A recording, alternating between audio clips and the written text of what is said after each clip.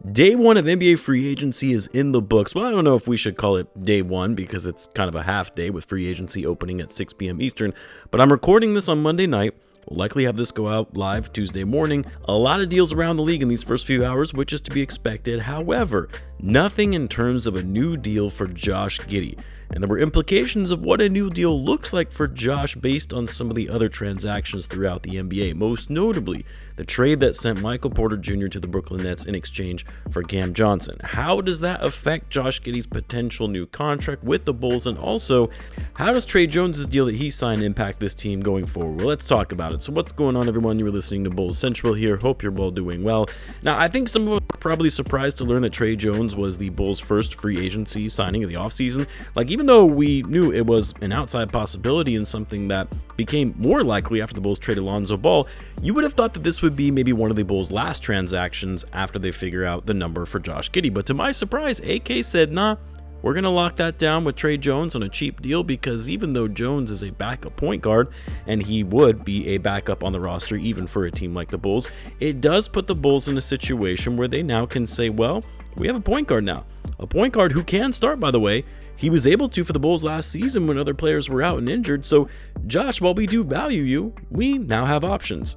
Not only just from a player personnel standpoint and having a contingency point guard backup plan, but also the options they have when it comes to their leverage, knowing other teams, simply put, do not have the cap space to sign Giddey to the kind of offer sheet that he's looking for, which has been reported to be in that $30 million a year range.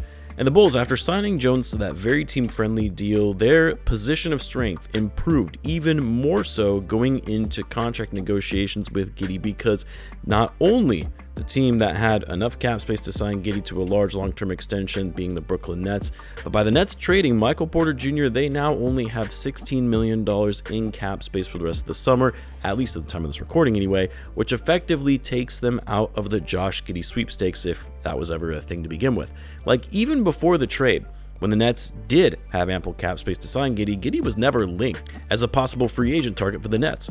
But after this move, it now firmly takes Giddey out of that equation. And so now the Bulls are kind of sitting pretty in the driver's seat, because not only is Giddey a restricted free agent, the Bulls can tell him, hey, go out and get some offers and we'll just match whatever offer he receives. But now they know those offers aren't going to be anything astronomical to the point that they would feel uncomfortable matching. And so the Bulls can say, all right, let's be real for a second. We like you, Josh.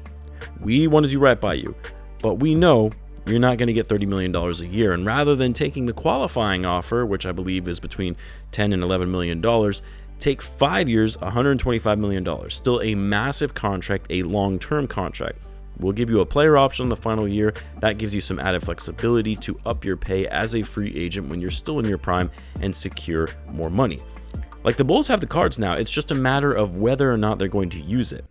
Now, you might be asking, well, what does it mean for Giddey to be taking the qualifying offer? So Giddey is actually able to take a one-year qualifying offer after his rookie contract that is slightly more than what he was making in the final year of his rookie scale deal. That gives him another year to bet on himself in another contract year and become an unrestricted free agent in 2026, so he has the ability to go wherever he wants, and it would mean he could potentially earn even more with not only the rise in salary cap, but also teams are going to have more cap space in 2026 than they do right now.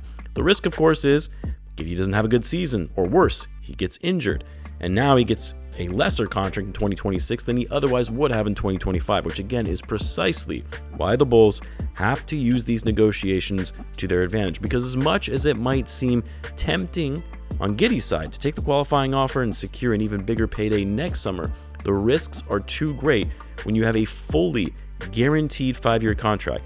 If the Bulls were lowballing him and offering him something in the range of $15 to $18 million a year on a 3-year deal, first of all, that's bad business on the part of the Bulls to strong-arm one of your better players and piss him off to the point that it impacts his play. But if the Bulls were playing that kind of hardball, okay, I would understand if Giddey was willing to risk betting on himself and taking the qualifying offer. But passing on $125 million, which to me is the ideal if the Bulls can sign Giddey to that amount, that is a lot of money to pass up on. Because Giddey is a pretty self-aware player. He knows he has flaws. He knows he's not going to get a max contract. Yes, you can be greedy and demand a lot if you're Giddey, but you can't demand too much knowing there are concerns still to your game. Now, going back to what I said in terms of the Bulls lowballing Giddey, I've been saying this for a few months now. As much as the Bulls might have leverage and they could get away with offering him something closer to $20 million a year, still isn't good for business and is a bad look to the rest of the league. Like, the last thing you want to do, especially when you already don't have the best reputation around the NBA in general, is to have players remember that the Bulls screw over their players just because they can. Players aren't going to want to come play in Chicago if you set that type of precedent. And secondly, you really want Giddey going into this season feeling like he was slighted with his contract? How do you think that's going to impact his play? How do you think that's going to impact his motivation in wanting to help this team win? I mean, every employee in any job, no matter where you work, wants to feel like you're being paid what you're worth. And when you're not, and you know you're not, and your employer just continues to underpay you and take advantage of you, morale and job satisfaction takes a hit. Obviously, it's a little different when it comes to employment at the NBA level, since we're talking about salaries in the multiples of millions, but the point is still the same. People want to be valued, they want to be respected, and they want to be compensated relative to their skills to truly be motivated at their job. So yes, the Bulls should come to the table with a position of strength. They should absolutely try and get the best deal possible, but not to the point that it causes a rift in the relationship of one of their better players in the roster, a player they have expressed they want to build around. So anyway, given the fact that the Bulls haven't signed Giddey yet in these first few hours of free agency, and the fact that they brought Tre Jones on that $8 million a year deal, leads me to believe that it actually might be some time before we see any announcement of Giddey's new contract, like even into the middle of July. I'm still keeping my eye out for what's going to be happening around the league regarding Coby White. I would assume trade interest is there for both of these players from what I've seen reported. But if there isn't a trade of Coby White or for Ayo or even for Vucevic, you know what that likely means. It means the moves this summer for the Bulls are mainly going to consist of re-signing Jones and Josh Giddey, and that's about it. Because with the addition of Asenge, the Bulls already have a full roster with those guys. And so despite the fact that the Bulls actually have the mid-level exception at their disposal, they can't use it because they already have 15 guys under contract. So if there aren't any additional trades, sign-in trades, what have you, you're probably looking at another pretty underwhelming offseason for the Bulls.